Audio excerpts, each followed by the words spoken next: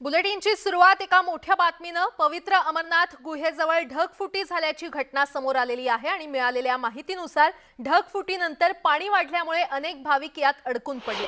यावेळी भाविकांना सुरक्षित स्थळी हलवण्यासाठी बचाव दल पोहोचलेले आहेत आणि या घटनेचे थरकाप उडवणारे व्हिडिओ देखील समोर आलेले आहेत। या ढगफुटीमध्ये आतापर्यंत 15 भाविकांचा मृत्यू झाल्याची माहिती समोर आली आहे। अमरनाथ गुहेजवळ मोठ्या संख्येने भाविक जमा झाले आहेत आणि त्यांना वाचवण्यासाठी एनडीआरएफ आणि एसडीआरएफ ची टीम घटनास्थळी दाखल झाली आहे। दरम्यान भाविकांच्या तंबूमध्ये पाण्याचा लोंढा शिरल्याने 25 तंबू वाहून गेल्याची माहिती मिळते। त्यामुळे या ठिकाणी आता बचाव कार्याला वेग आलाय।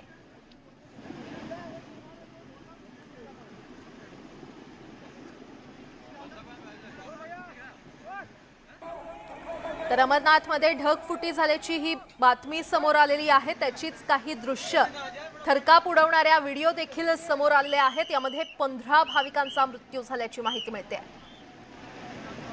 आतापर्यंत या ढगफुटीमुळे 15 भाविकांचा मृत्यू झालेला आहे। पवित्र अमरनाथ गुहेजवळ ही ढगफुटी झाल्याची घटना समोर आली आहे। पिछले साल भी वहां पर एक ऐसी घटना हुई थी जिसमें काफी क्लाउड बर्स्ट के बाद तबाही जैसी स्थिति पैदा हुई थी। तो इस बार पहले से हम लोग अलर्ट थे, चूंकि इलाका काफी नैरो है तो वहां नीचे की तरफ कुछ टेंट भी लगे हुए थे, जिसमें कि कुछ हमारे बलों के भी टेंट थे और उसमें कुछ श्रद्धालु भी थे।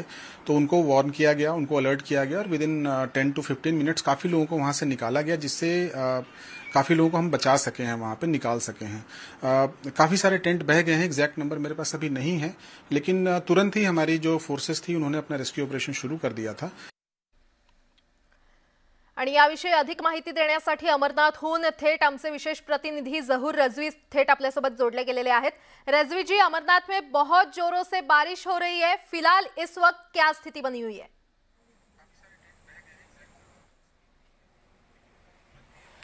देखिए, मैं आपको बताऊं कि ये जो आज आफ्टरनून का वाकया है और ये अमरनाथ गुफा, श्री अमरनाथ जी की गुफा है, उसके करीब जो है क्लाउड बर्स्ट हुआ, उसके बाद फ्लैश फ्लड्स हुए और जो फ्लैश फ्लड्स की वजह से जो है जो आसपास के टेंट्स हैं वो पानी के तेज बहाव में जो है वो तबाह हो गए।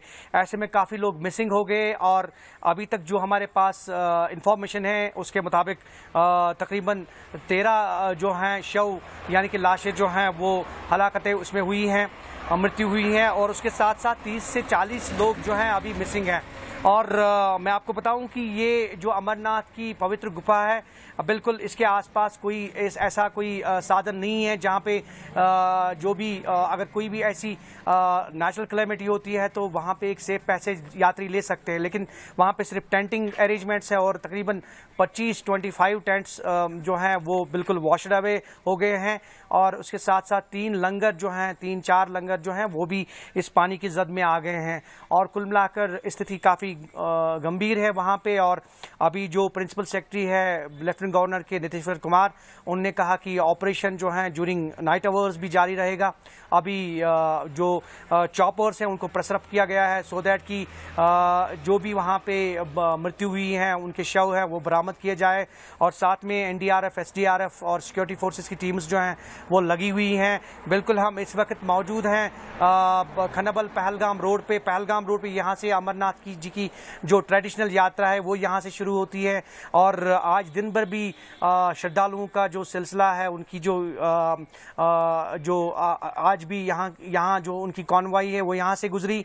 और चूंकि अब अपडेट ये है कि यात्रा को फिलहाल सस्पेंड किया गया है, लेकिन जो पवित्र गुफा के आसपास जो आज स्थिति बनी वो बिल्कुल दुखद थी और अफसोसनाक थी और काफ़ी लोगों ने उस पर जो है अपना जो है इज़हार तअज़ियत किया, जिसको हम बोल सकते हैं कंडोलेंस मैसेजेस, जैसे प्राइम मिनिस्टर नरेंद्र मोदी जी या होम मिनिस्टर अमित शाह जी या फिर एलजी जो मनोज सिन्हा है, उन्होंने अपने ट्वीट्स के जरिए जो हैं और ये जो यहाँ की जो पॉलिटिकल पार्टीज़ हैं उन्होंने भी काफ़ी कंडोलेंसेस वगैरह की है। लेकिन ओवरऑल मैं बोलूँ कि रात भर भी रेस्क्यू ऑपरेशन रहेगा और सुबह तक ये ऑपरेशन जो है वो जारी रहेगा। एनडीआरएफ, एसडीआरएफ की टीम्स इसके साथ साथ जो है सिक्योरिटी फोर्सेस जो भी है वहाँ पे वो लगी हुई हैं सो दैट कि जो रेस्क्यू ऑपरेशन है उसको जारी रखा जाए। जो मिसिंग पीपल हैं उनको ट्रेस आउट करने की कोशिश की जा रही है और जो भी शव हैं उनको बरामद करने की कोशिश की जा रही है, रिकवर करने की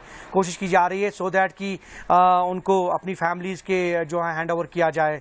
और ये जो है क्लाउड बर्स्ट आज आफ्टरनून में हुआ, उसके बाद तकरीबन 4-5 बजे के करीब हुआ और उसके बाद जो सिचुएशन बनी वो काफ़ी दुखद थी और टेंस है काफ़ी। और ऊपर से जो भी बालतल के रास्ते और पहलगाम के रास्ते जितने भी यात्री हैं, श्रद्धालु हैं, उनको अभी आगे जाने की इजाज़त नहीं दी जा रही है। कुल मिलाकर मौसम जो है अभी खुश्क है यहाँ पे, लेकिन ये जो क्लाउड बर्स्ट हुआ है बिल्कुल गुफा के करीब हुआ है। जरूर रजवी जी, शुक्रिया इस जानकारी के लिए।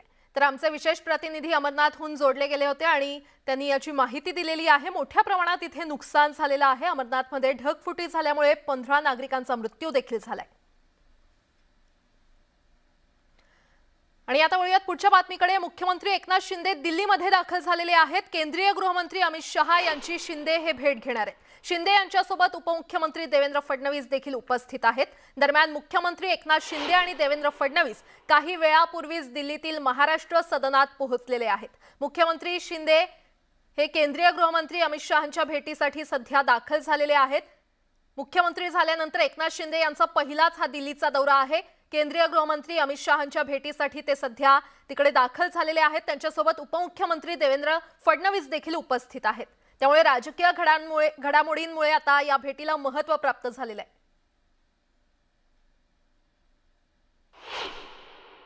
प्रधानमंत्री महोदयांना सदिच्छा भेटीसाठी आम्ही आलेलो आहोत। त्यांची भेट घेणार आहोत आणि बाकी चर्चाही करणार आहोत। बाकी चर्चा आणि ते आपल्याला सगळ्या गोष्टी समजतीलच। आज आणि उद्यामध्ये प्रधानमंत्री महोदयांची, गृहमंत्री महोदयांची, भारतीय जनता पक्षाचे अध्यक्ष असतील त्यांची भेट घेणार आहोत। आज का एक लाइन बता दीजिए। एक लाइन उसका बोला नहीं। मैं आया हूँ यहाँ पर मुख्यमंत्री और जब शपथ ग्रहण करने के बाद प्रधानमंत्री जी को मिलूंगा, मैं गृह मंत्री जी को मिलूंगा और राजनाथ जी को मिलूंगा, अध्यक्ष जो भाजपा है उनको भी मिलूंगा। मैं सभी लोगों को मिलने के बाद डिटेल में आपको बताऊंगा। शिवसेना विरुद्ध शिंदे गट असा राजकीय संघर्ष सुरू असतानाच आता शिवसेनेच्या निवडणूक चिन्हावरून देखील नवा वाद निर्माण होण्याची शक्यता निर्माण झाली आहे। आपलीच खरी शिवसेना असल्याचा दावा शिंदे गटाकडून केला जात असल्यामुळे या वादाला तोंड फुटलंय। मात्र धनुष्यबाण हे निवडणूक चिन्ह शिवसेनेकडेच राहणार असल्याचं उद्धव ठाकरे यांनी स्पष्ट केलंय। शिवसेनेच्या हातून धनुष्यबाण जाणार। धनुष्यबाणावर शिंदे गट करणार दावा। शिवसेनेचं निवडणूक चिन्ह गोठवणार।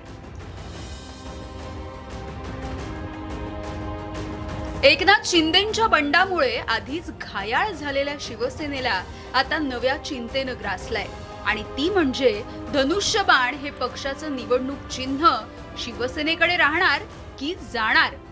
कारण बंडखोर शिंदे गटाकडून आपलीच शिवसेना खरी असा दावा सुरू आहे। त्यामुळे शिवसेनेवरील वर्चस्वावरून उद्धव ठाकरे विरुद्ध एकनाथ शिंदे गट असा नवा राजकीय संघर्ष सुरू झालाय। उद्धव ठाकरेंनी कार्यकर्त्यांना संबोधित करताना चिन्हाविषयी केलेल्या विधानामुळे या चर्चेला उधाण आलं होतं। कायद्याने जो लढा द्यायचा आहे तो देऊच, पण दुर्दैवाने कायद्याच्या लढाईत अपयश आलं तर गाफील राहू नका। शिवसेनेला जे काही चिन्ह मिळेल ते कमी अवधीत घरोघरी पोहोचवा, अशा शब्दात उद्धव ठाकरेंनी भविष्यातील राजकीय संघर्षाचे संकेत दिले होते। मात्र त्यानंतर सुरू झालेल्या चर्चेला पूर्णविराम देण्यासाठी उद्धव ठाकरेंनी पत्रकार परिषद घेत खुलासा केलाय।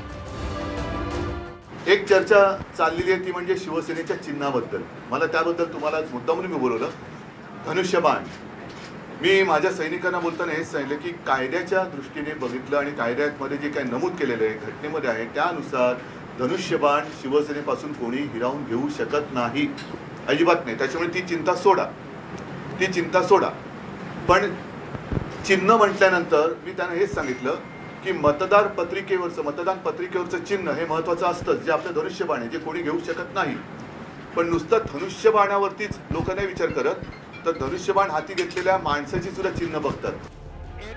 राज्यात सत्तांतरानंतर विधानसभा अध्यक्ष राहुल नार्वेकर यांनी एकनाथ शिंदे यांच्या गटाला मान्यता दिली आहे. त्यामुळे शिवसेना अधिक सतर्क झाली. अशातच शिंदे गटानं धनुष्यबाणावर दावा करायला सुरुवात केली आहे. जिकडं बहुमत असतं लोकप्रतिनिधींचं त्या बाजूचं चिन्ह असताना आम्ही वेळोवेळी सांगतोय आम्ही शिवसेना सोडलेली नाही, आम्ही शिवसेनेतच आहोत. त्यामुळं आम्हाला विश्वास आहे की हे चिन्ह शिवसेनेचं बहुमतातल्या संख्येला मिळणार आहे. त्यामुळं कदाचित माननीय आदरणीय उद्धवजी ठाकरे साहेबांची ही आता खात्री पटली असेल किंवा त्यांचं मत तयार झालं असेल. शिवसेनेच्या निवडणूक चिन्हावरून सुरू झालेल्या वादावर आता सत्ताधारी भाजपनं सुद्धा शिवसेनेला डिवचलंय. धनुष्यबाण चिन्हावरून भविष्यात शिवसेना आणि शिंदे गटात कायदेशीर लढाई होण्याची शक्यता नाकारता येत नाही. मात्र ही लढाई काही एका दिवसाची नाही. दोन्ही गटाला निवडणूक आयोगासमोर आपली बाजू मांडावी लागणार आहे. त्यामध्ये पक्षाची घटना काय सांगते, संघटनेतील पदाधिकाऱ्यांचा पाठिंबा कुणाला आहे, विधिमंडळ आणि संसदीय पक्षात फूट पडली आहे का, अशा सगळ्या बाबी तपासल्यानंतरच निवडणूक आयोग योग्य निर्णय देईल. असं कमिशनला वाटलं की हे चिन्ह कुणाला देऊ नये, तर कमिशन ते चिन्ह फ्रीज करतं, गोठवतं आणि दोन्ही गटाला वेगवेगळे चिन्ह मिळतील. अशा प्रकारे ही कायदेशीर प्रक्रिया आहे. देशातील राजकीय पक्षफुटीचा इतिहास बघता प्रसंगी निवडणूक आयोगानं चिन्ह गोठवल्याचं बघायला मिळतं. त्यामुळे आता शिवसेनेतील हा राजकीय संघर्ष नेमकं कोणतं वळण घेणार हे येत्या काळात स्पष्ट होईल. Bureau report, news 18 Lokmat. सत्तेवर येताच शिंदे सरकारनं एकापाठोपाठ एक निर्णय घेण्यास सुरुवात केली आहे. तसंच लवकरच मंत्रिमंडळ विस्तार होणार आहे. मात्र आता शिवसेनेनं पुन्हा एकदा सुप्रीम कोर्टात धाव घेतली आहे. राज्य सरकारच्या निर्मितीलाच कोर्टात आव्हान देण्यात आले. त्यामुळे सुप्रीम कोर्टाच्या निर्णयावर शिंदे सरकारचं भवितव्य अवलंबून असणार आहे. एकीकडे शिंदे सरकारमधल्या नेत्यांना मंत्रिपदाचे वेध लागलेले आहेत, तर दुसरीकडे शिवसेनेसह महाविकास आघाडीतल्या नेत्यांची भिस्त आता सुप्रीम कोर्टातल्या सुनावणीवर आहे. शिवसेनेचे नेते सुभाष देसाईंनी राज्यातल्या शिंदे फडणवीस सरकारच्या स्थापनेलाच सुप्रीम कोर्टात आव्हान दिलंय. त्यांनी शुक्रवारी आणखी एक याचिका सुप्रीम कोर्टात दाखल केली आहे. यामध्ये राज्यपालांनी बोलावलेल्या विधानसभेच्या विशेष अधिवेशनाच्या वैधतेलाच आव्हान दिलंय. तसंच बंडखोर आमदारांनी आपला गट इतर कोणत्याही पक्षात विलीन केलेला नसल्यामुळे ते अपात्र असल्याचा दावा करण्यात आलेला आहे. आमदारांच्या अपात्रतेचा निर्णय त्या संदर्भातली याचिका सर्वोच्च न्यायालयामध्ये प्रलंबित असताना बहुमताचा ठराव राज्यपालांनी घ्यायला लावणं हे बेकायदेशीर आहे.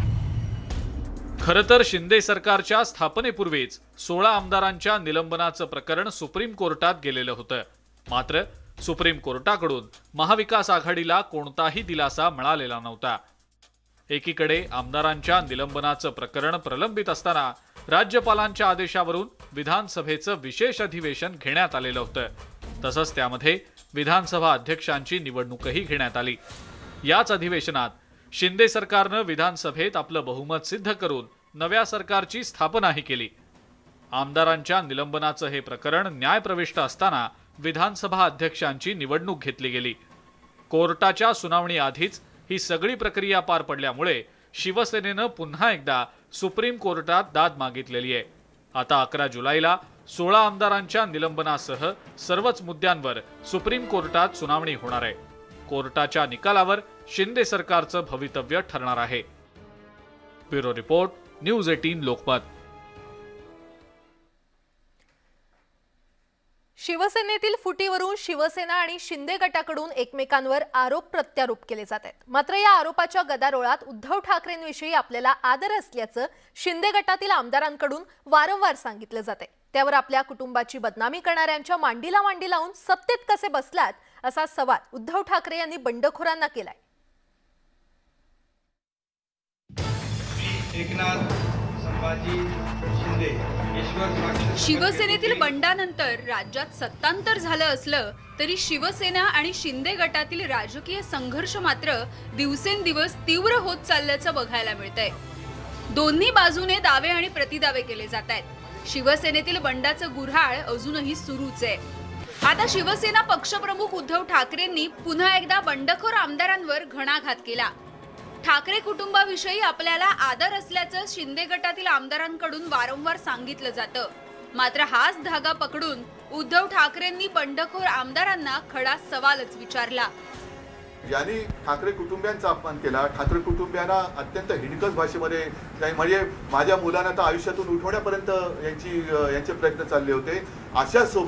अशा लोकांच्या सोबत तुम्ही मांडीला मांडी लावून बसता आहात। ज्यांनी टीका केली त्यांच्याकडनं स्वागत स्वीकारत आहात, तर हे प्रेम खरं का खोटं हे सुद्धा जनतेला आता कळू द्या। महाविकास आघाडी सरकार सत्तेतून पायउतार झाल्यानंतरही ठाकरे कुटुंब भाजप नेते किरीट सोमय्या यांच्या टार्गेटवर आहे। मुख्यमंत्री एकनाथ शिंदे यांची मंत्रालयात जाऊन भेट घेतल्यानंतर किरीट सोमय्यांनी केलेलं ट्विट हे वादात सापडलं। मुख्यमंत्र्यांचं अभिनंदन करत असताना त्यांनी पुन्हा एकदा उद्धव ठाकरेंवर मात्र निशाणा साधला। मंत्रालयात आज रिक्षावाला मुख्यमंत्री एकनाथ शिंदे यांची भेट घेतली, शुभेच्छा दिल्या, माफिया मुख्यमंत्र्यांना हटवल्याबद्दल अभिनंदन केलं। किरीट सोमय्यांनी उद्धव ठाकरेंविषयी वापरलेल्या या शब्दांमुळे अनेकांच्या भुवया उंचावल्यात। ज्यावेळेला मला पहिल्यांदा मंत्री केलं त्यावेळेला त्यांनी मला बोलवून सांगितलं की मी खरं तर तुम्हाला कॅबिनेट मंत्री करणार होतो, परंतु बरोबरची लोक आहेत त्यांनी बाळासाहेबांच्या बरोबर काम केले। त्याच्यामुळे माझं कर्तव्य आहे की मला थोडी कॅबिनेट मतं मिळाली, त्यामधली पहिली बाळासाहेबांच्या सहकार्यांना देणं हे माझं कर्तव्य आहे आणि म्हणून आम्ही उद्धव साहेबांवर प्रेम करतो। कारण एकीकडे उद्धव ठाकरेंविषयी आदर असल्याच्या घोषणा शिंदे गटाच्या आमदारांनी केल्यात, तर दुसरीकडे मात्र त्याच वेळी भाजप नेत्यांकडून ठाकरे कुटुंबावर जहरी टीका केली जाते आणि हाच धागा पकडून उद्धव ठाकरेंनी फुटीर आमदारांना सवालच केला। तसंच पुन्हा एकदा निवडणुकीला सामोरं जाण्याचं प्रतिआव्हान सुद्धा दिलंय। मी पुन्हा एकदा सांगतो की हे असे खेळ करत बसण्यापेक्षा परत एकदा विधानसभेची निवडणूक घ्या। जर आम्ही चुकलो असू तर लोक परत सांगतो, हे मी मागे बोललोय, जर आम्ही चुकलो असू भारतीय जनता पक्षाने तेव्हा घात केला म्हणून आम्ही महाविकास आघाडीला जन्म दिला। आज जे काही त्यांनी घडवलेलं आहे हे 2.5 वर्षापूर्वी जर केलं असतं तर ते सन्मानाने झालं असतं आणि जे काही खर्चाचे आकडे येत आहेत 1000 कोटी 2000 कोटी मला नाही माहित 3000 कोटी हे फुकटात झालं असतं। शिवसेनेतील बंडाविषयी शिंदे गटातील आमदारांकडून वेगवेगळी कारणं दिली जात आहेत। त्यामध्ये दोन्ही काँग्रेसशी केलेली आघाडी ही अनैसर्गिक होती, तसंच महाविकास आघाडीत शिवसेना आमदारांची कोंडी होत असल्याचा दावा सुद्धा शिंदे गटाकडून केला जातोय।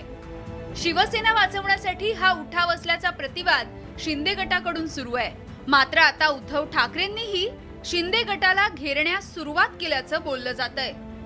Bureau report, news 18 Lokmat. Shinde गटाच्या बंडानंतर शिवसेनेची पक्ष बांधणी करण्यासाठी युवा सेनेचे अध्यक्ष आदित्य ठाकरे यांनी कंबर कसली आहे। आदित्य ठाकरे निष्ठा यात्रेवर असून मुंबईतल्या शिवसेना शाखेला भेट देण्यास त्यांनी सुरुवात केली आहे। या यात्रेच्या माध्यमातून त्यांनी शिवसैनिकांशी आणि शिवसेना पदाधिकाऱ्यांशी संवाद साधला। ज्यांच्यावर आम्ही ज्या नेत्यांवर विश्वास टाकलेला आणि पदाधिकारी बनण्याची जबाबदारी टाकलेली ते जे लॉयल असतील ते जाते त्यांच्यासोबत, पण जो मूळ नागरिक आणि शिवसैनिक आहे त्याचं रक्त भगवा आहे तो उद्धव साहेबांबरोबर आहे। मी कधीही कोणावर टीका करत नाही। गेल्या 2 वर्षात कदाचित आमची ही चूक झाली असेल की आम्ही राजकारण कमी केलं आणि टीका कमी केली, पण उद्धव साहेब असेल किंवा मी असेल किंवा आमच्या शिवसैनिकांनी लोकांची जी सेवा केलेली आहे म्हणून हे प्रेम दिसत आहे आपल्याला। यात्रा आपण बघतोय की आता ह्याला निष्ठा यात्रा बोला, प्रेम यात्रा बोला, मी एवढंच आहे की जो काही आमच्यासोबत धोका झालेला आहे ते मला असेंब्लीमध्ये पण त्या सगळ्या आमदारांना बघून जाणवत होतं की ज्यांच्यावर आम्ही विश्वास टाकला, ज्यांना आम्ही परिवार समजत होतो, त्यांनी आमच्या पाठीत खंजीर खुपसलं। ठीक आहे, असं होत असतं, पण महत्वाची गोष्ट म्हणजे लोकांच्या समोर जे काही झालेलं ते झालेलं आहे, पण जे काही प्रेम आहे शिवसैनिकांचं ते प्रेम, ते आशीर्वाद घेण्यासाठी पुन्हा एकदा आम्ही लोकांसोबत फिरत आहोत।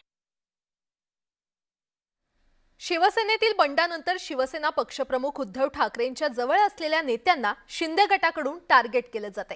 विशेषतः ठाकरे कुटुंबाच्या जवळ असलेले पक्षातील काही पदाधिकारी हे देखील बंडखोर आमदारांच्या निशाण्यावर आलेले आहेत। पाहुयात याविषयीचा हा खास रिपोर्ट.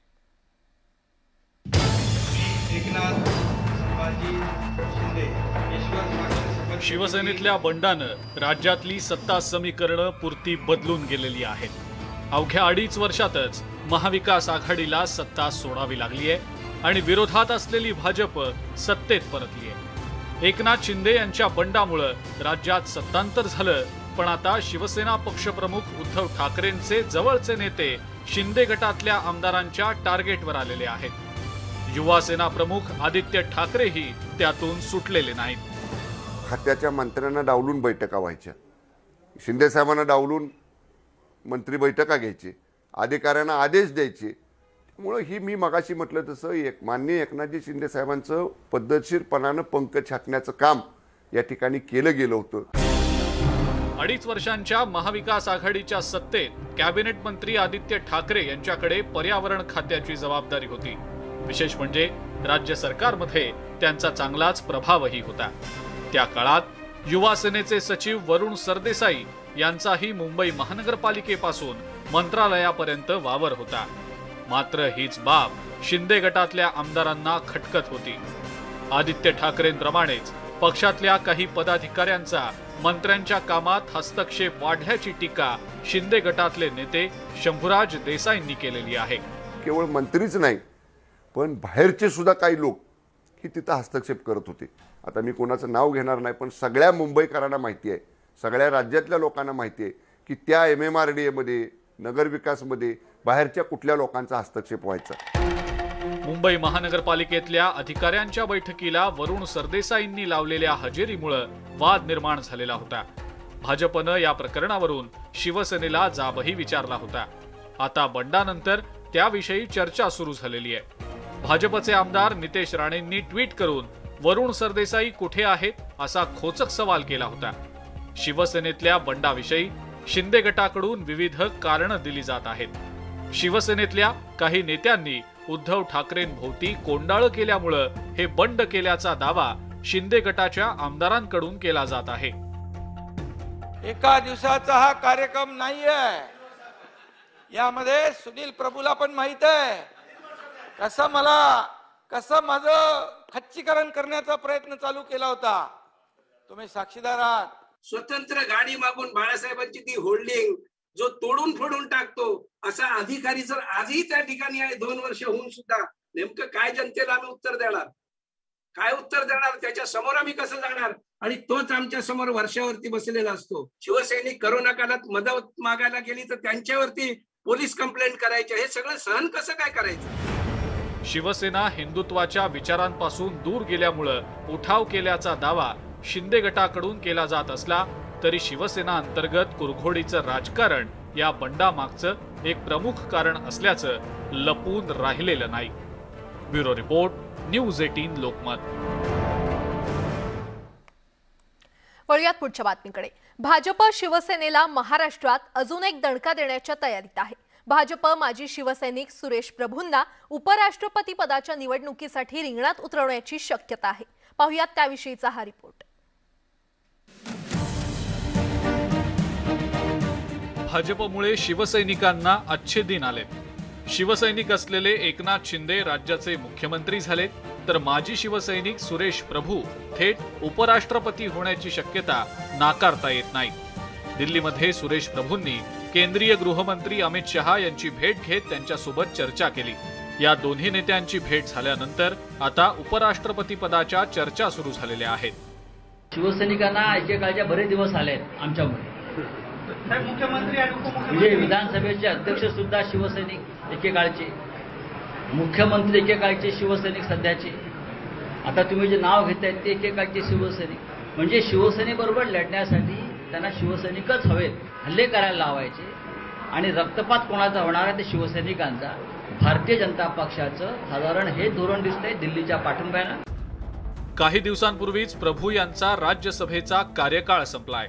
त्यांनी निवडणुकीच्या राजकारणातूनही निवृत्ती घेतली आहे. सुरेश प्रभू यांनी 1996 मध्ये तळ कोकणातल्या राजापूर लोकसभा मतदारसंघातून शिवसेनेच्या तिकिटावर पहिल्यांदा निवडणूक लढवली होती.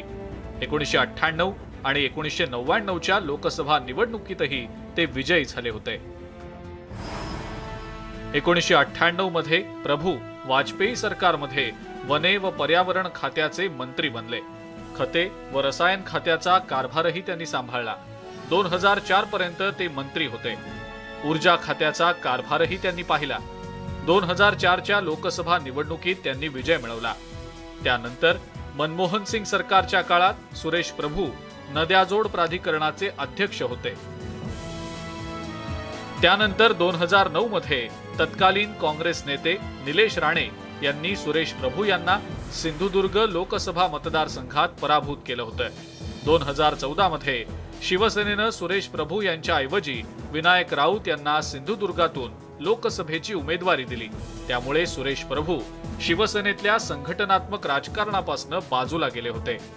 हीच संधी हेरत पंतप्रधान नरेंद्र मोदी यांनी 2014 साली सुरेश प्रभू यांना राज्यसभेची उमेदवारी देत त्यांना भाजपमध्ये आणून सर्वांनाच धक्का दिला होता.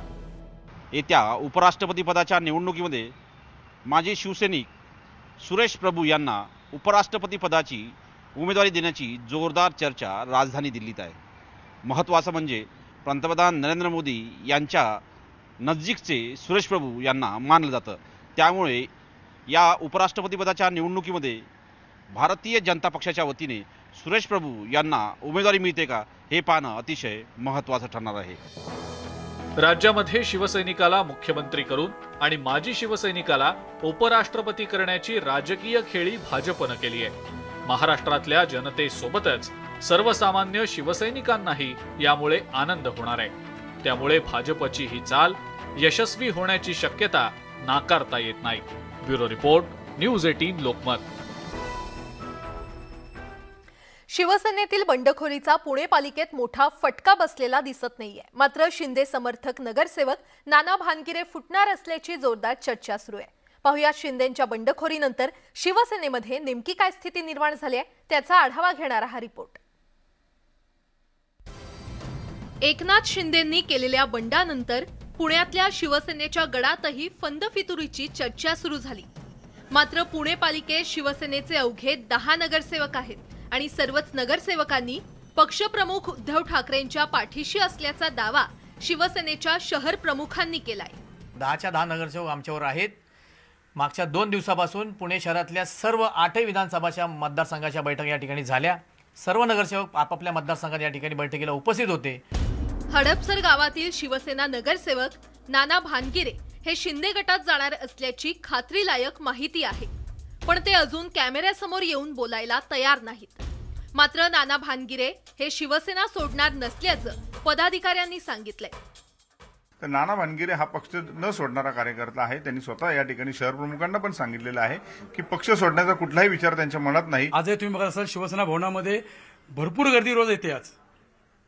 त्यामुळे शिवसेनेबरोबर आम्ही सगळे शिवसैनिक बरोबर आहोत, आदरणीय पक्षप्रमुखांबरोबर आहोत आणि त्यांच्यावरती आमची निधान श्रद्धा आहे. मुख्यमंत्री एकनाथ शिंदे साहेबांचा. पुणे शहरात शिंदे गटाचे एकमेव समर्थक म्हणजे राजाभाऊ भिलारे आहेत. एकनाथ शिंदे मुख्यमंत्री होताच त्यांनी जाहीरपणे ऑफिस समोर जल्लोष केला होता.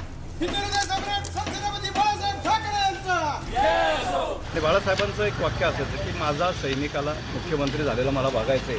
आज बाळासाहेबांचं खऱ्या अर्थाने स्वप्न पूर्ण झालं असेल तर ते मंत्री एकनाथ शिंदे साहेब मुख्यमंत्री झाल्याचं त्याच्यामुळं आज सर्व महाराष्ट्रभर आनंद होतोय.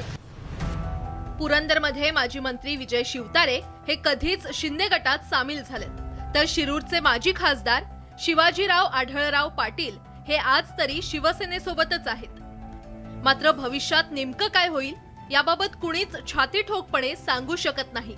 व्हिडिओ जर्नलिस्ट सचिन हंचाटेसह चंद्रकांत फुंदे, न्यूज 18 लोकमत, पुणे. यासोबतच इतरही काही महत्त्वाच्या बातम्या आपण पाहणार आहोत. तुर्तास एक छोटासा ब्रेक. पाहत रहा न्यूज 18 लोकमत.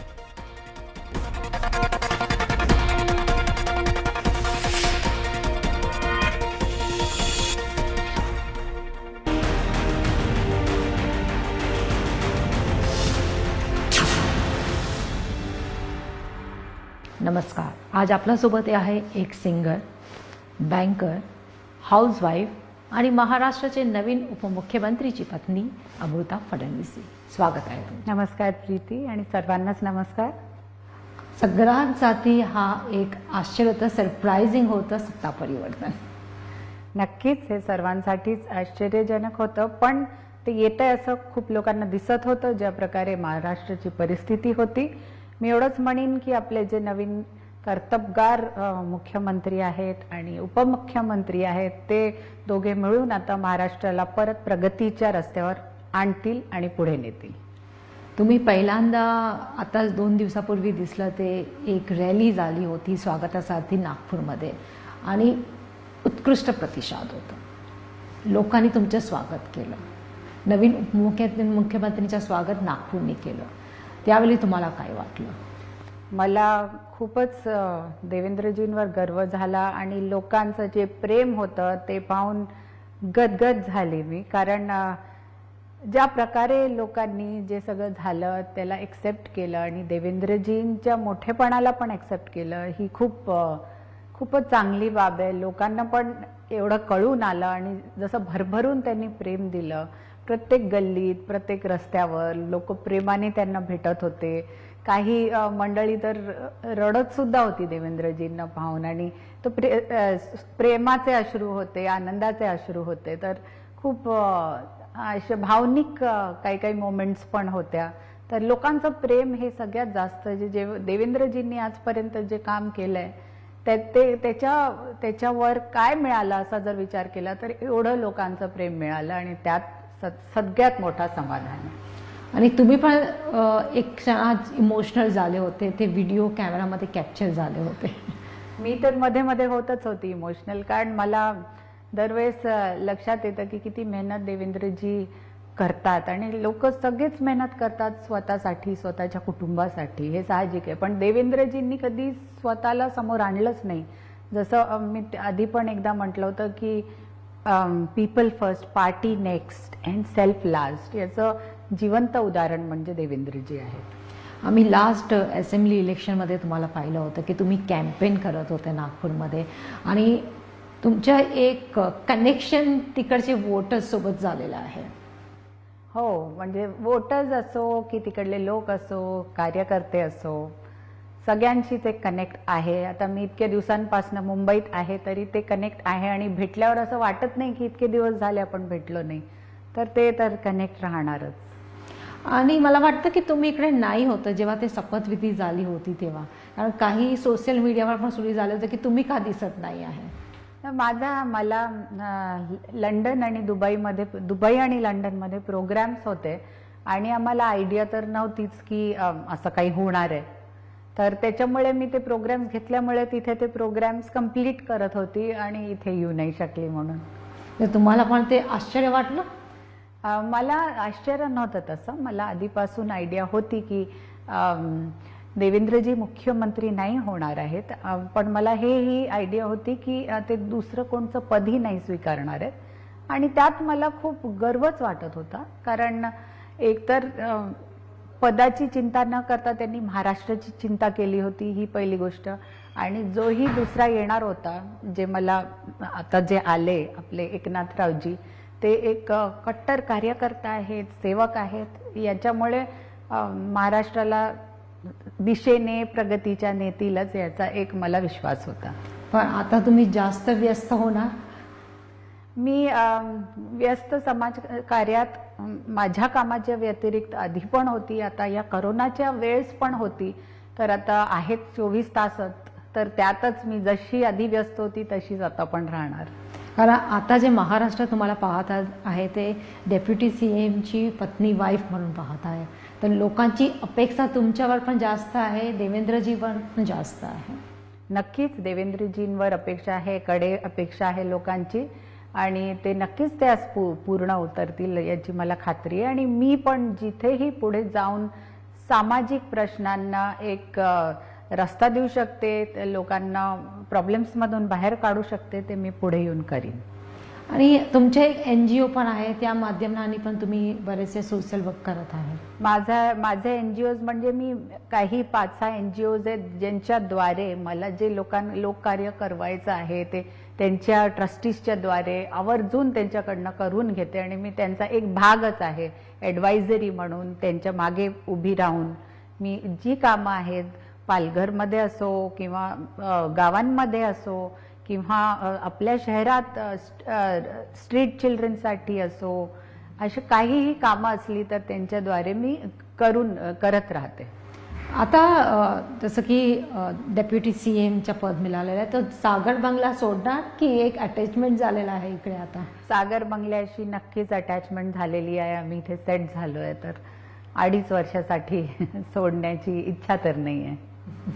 अच्छा, आणि दिव्याजाचं काही रिएक्शन होतं जेव्हा हा सगळं घडलं तेव्हा? तिला शेवटपर्यंत काहीच माहित नव्हतं. तिला बाबा अचानक म्हणाले की चल माझ्या बरोबर, आणि मी पण नव्हतं सांगितलं काहीही, आणि ती बिचारी गेली त्यांच्याबरोबर, बसली आणि तिने सेरेमनी पाहिली की बाबा डेप्युटी CM एकनाथजी, आणि पाहून आली परत आणि बाबांना कॉंग्रॅच्युलेट केलं.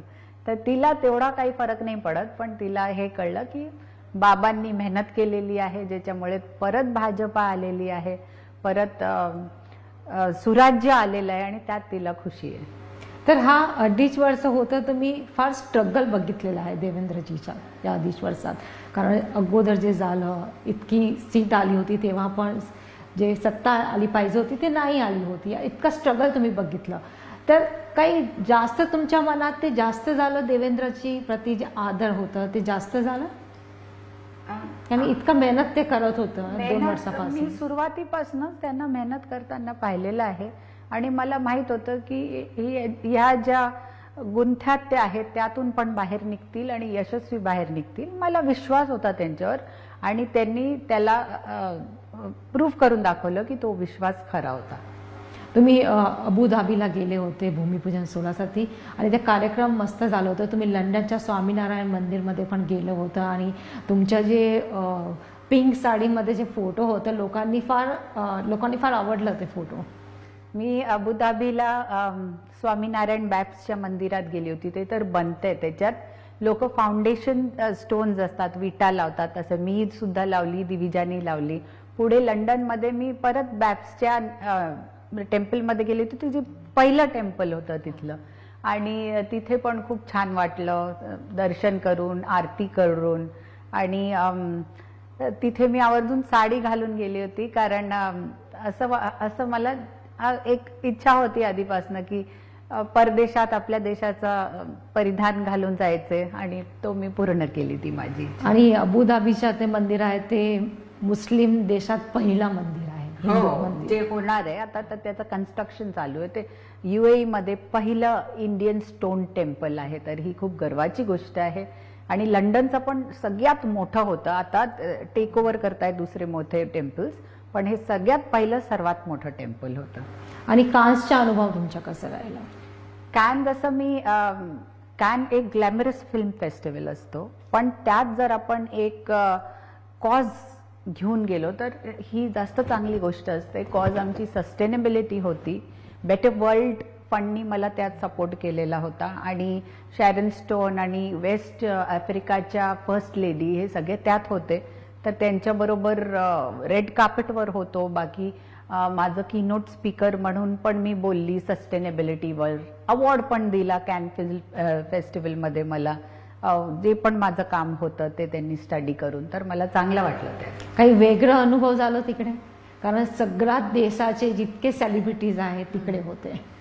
वेगळा अनुभव हाच झाला की प्रत्येक देशात काही ना काही असतं जे आपल्याला जी कमी असते ती त्यातून बाहेर निघून आपल्याला तो देश अजून सुंदर बनवायचा असतो. आणि प्रत्येक देशाने आपली एक्सपिरियन्सेस सांगितले की कुठे ना कुठे त्यांना किती इश्यूज होते आणि ते सगळे एकत्र मिळून बाहेर निघाले.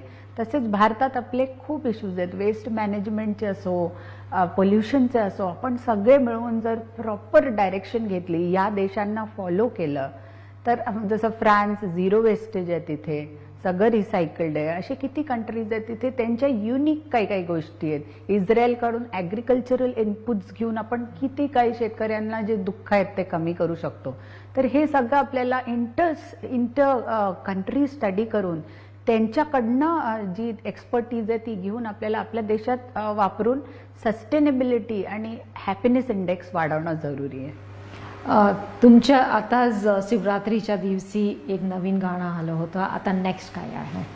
पुढे मी ऑलरेडी रेकॉर्ड आणि शूट केलेली 2-3 गाणी आहेत जी ह्या महिन्यातच येणार होती. तर मला वाटतं 1-2 महिन्यात 3 महिन्यात 2 गाणी येतील आणि त्यानंतर पण काही आहेत.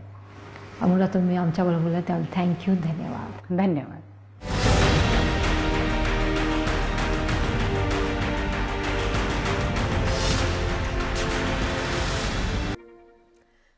ब्रेक नंतर आपलं पुन्हा एकदा स्वागत. आई मुलावर जीवापाड माया करते, मात्र अनैतिक संबंध लपवण्यासाठी जन्मदात्या आईनंच मुलाचा अमानुष छळ केला.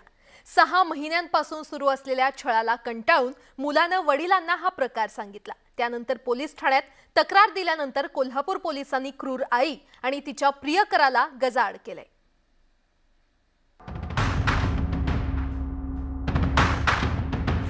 नराधम प्रियकर मनोज पवार याला पोलिसांनी अटक केली आहे. पीडित मुलाची आई आणि मनोजचे अनैतिक संबंध होते. पीडित मुलाला त्याची आई दररोज शाळेत घ्यायला जायची, मात्र त्या दिवशी मुलगा शाळेतून लवकर घरी आला. अचानक घरी आल्यानं दोघांचेही सुरू असलेले लैंगिक संबंध पीडित मुलानं पाहिले. अनैतिक संबंध लपवण्यासाठी जन्मदात्या आईनंच मुलाचा अमानुष छळ सुरू केला. नराधम प्रियकर आणि आईनं मुलाला धमकवायला सुरुवात केली. इतकंच नाही तर प्रियकराच्या मदतीनं विष पाजून मारून टाकेन अशी धमकीही दिली. जन्मदात्या आईनं प्रियकरासह अनेक अघोरी प्रकार केल्याचंही समोर आलेलं आहे. मुलासह वडिलांना तसंच दुसऱ्या भावालाही विष घालून मारण्याची धमकी दिल्यानंतर असह्य झालेल्या मुलानं झालेला प्रकार वडिलांना सांगितला. वडिलांनी त्यानंतर जुना राजवाडा पोलीस ठाण्यात तक्रार दाखल केल्यानंतर गुन्हा दाखल करून दोघांना अटक करण्यात आलेली आहे. तिची आई आणि त्या आईचा प्रियकर हे दोघेजण त्यांच्या आईच्या बेडरूममध्ये लैंगिक चालू असताना त्यांनी पाहिलं आणि त्यानंतर त्या बालकावरती आई आणि त्या प्रियकराने लैंगिक अत्याचार केल्याची हकीकत त्यांनी सांगितल्याने राजवाडा पोलीस ठाणे इथे गुन्हा नोंद केलेला आहे आणि तपास चालू आहे. आरोपी ताब्यात घेऊन त्याला आज कोर्टासमोर हजर करीत आहोत. 6 महिन्यांपासून पीडित मुलावर आई आणि तिच्या प्रियकराकडून अत्याचार सुरू होता. दोघांना अटक झाल्यानंतर हा अत्याचार आता थांबलाय. मात्र प्रियकराच्या नादी लागून पीडित मुलाच्या आईनं मातृत्वाला काळीमा फासलाय असंच दुर्दैवानं म्हणावं लागेल. ज्ञानेश्वर चाळोखे, न्यूज 18 लोकमत, कोल्हापूर. आणि आता एक मोठी आणि आंतरराष्ट्रीय बातमी. जपानचे माजी पंतप्रधान शिंझो आबे यांची भर दिवसा गोळ्या झाडून हत्या करण्यात आली आहे. या हत्याकांडामुळे जगभरात एकच खळबळ उडाली आहे. पाहूयात.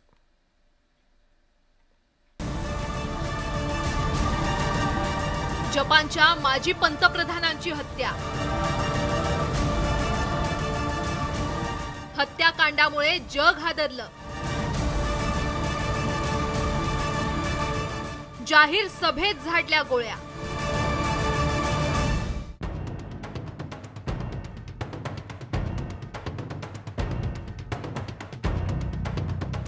ही दृश्य पाहून अवघं जग हादरून गेलंय. जपानचे माजी पंतप्रधान शिंझो आबे यांच्यावर जाहीर सभेत गोळीबार करण्यात आला होता. शुक्रवारी सकाळी शिंझो आबे भाषण करत असतानाच हल्लेखोरानं अत्यंत जवळून त्यांच्यावर गोळीबार केला. त्या हल्ल्यानंतर शिंझो आबे खाली कोसळले. दरम्यान सावध झालेल्या सुरक्षा रक्षकांनी हल्लेखोरावर झडप घालून जेरबंद केलं. तेसुया यामागामी असं शिंझो आबेंची हत्या करणाऱ्याचं नाव आहे. आरोपी यामागामी हा निवृत्त लष्करी अधिकारी असल्याचं समोर आलेलं आहे. शिंझो आबेंपासून अवघ्या काही फूट अंतरावरून त्यानं गोळ्या झाडल्या. अचानक झालेल्या हल्ल्यामुळे तिथे एकच खळबळ उडाली होती. गोळीबारात जखमी झालेल्या शिंझो आबेंना तात्काळ उपचारासाठी रुग्णालयात भरती करण्यात आलं होतं. मात्र उपचारादरम्यान त्यांचा मृत्यू झाला. जपानच्या नारा शहरामध्ये ही भीषण घटना घडली आहे. एका निवडणुकीसाठी शिंझो आबे यांच्या जाहीर सभेचं आयोजन करण्यात आलं होतं. त्याच दरम्यान त्यांच्यावर गोळीबार करण्यात आला. शिंझो आबे पंतप्रधान असताना भारत जपान संबंध मजबूत करण्यावर त्यांनी भर दिला होता. 2021 मध्ये भारत सरकारनं त्यांना पद्मविभूषण पुरस्कारानं सन्मानित केलं होतं. शिंझो आबेंच्या हत्याकांडामुळे जगभरात एकच खळबळ उडाली आहे. Bureau report, news 18 Lokmat. यासोबतच या बुलेटिनमध्ये वेळ झाली इथेच थांबण्याची. मात्र ताज्या घडामोडींसाठी पाहत रहा न्यूज 18 लोकमत.